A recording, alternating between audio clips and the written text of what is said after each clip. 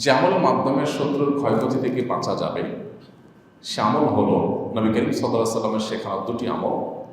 একটা দোয়া হলো, কোনো ব্যক্তি আপনার ক্ষতি করার চেষ্টা করছে, আপনাকে হয়রানি করার চেষ্টা করছে, শারীরিক মানসিকভাবে নির্যাতন করার চেষ্টা করছে, আছে এরকম দুষ্ট প্রকৃতির মানুষ, এরকম যদি মনে হয় তো আপনি একটি দোয়া সবসময় পড়বেন। দোয়াটা হলো আল্লাহুম্মা ইন্না নাজআলুকা ফি নুহুরিহিম ওয়া নাউযু বিকা মিন শুরুরিহিম।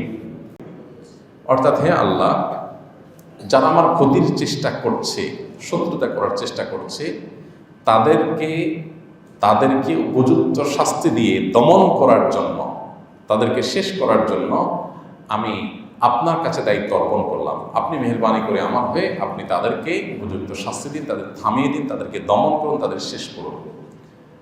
নাউযু বিকা মিন শুরুরিহিম, এবং আল্লাহ তাদের ক্ষয়ক্ষতি থেকে আমি আপনার আশ্রয় চাই, আপনি আমাকে রক্ষা করেন।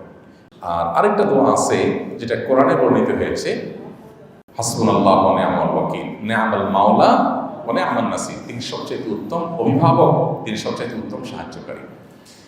নবী করিম সাল্লাল্লাহু আলাইহি ওয়াসাল্লামের হাদিস থেকে আমরা জানি যে এই একই দোয়া আল্লাহর নবী ইব্রাহিম আলাইহিস সালামকে যখন অগ্নিকুণ্ডে নিক্ষেপ করা হচ্ছে তিনিও পাঠ করেছেন, তিনিও বলেছেন হাসবুনাল্লাহু ওয়া নি'মাল ওয়াকিল।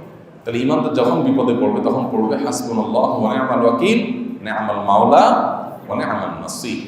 বিশেষ করে কোনো শত্রুতা থেকে, ক্ষয়ক্ষতি থেকে আপনি যদি আত্মরক্ষা চান, তার ক্ষয়ক্ষতি থেকে বাঁচতে চান, তাহলে আল্লাহর কাছে দোয়া করবেন।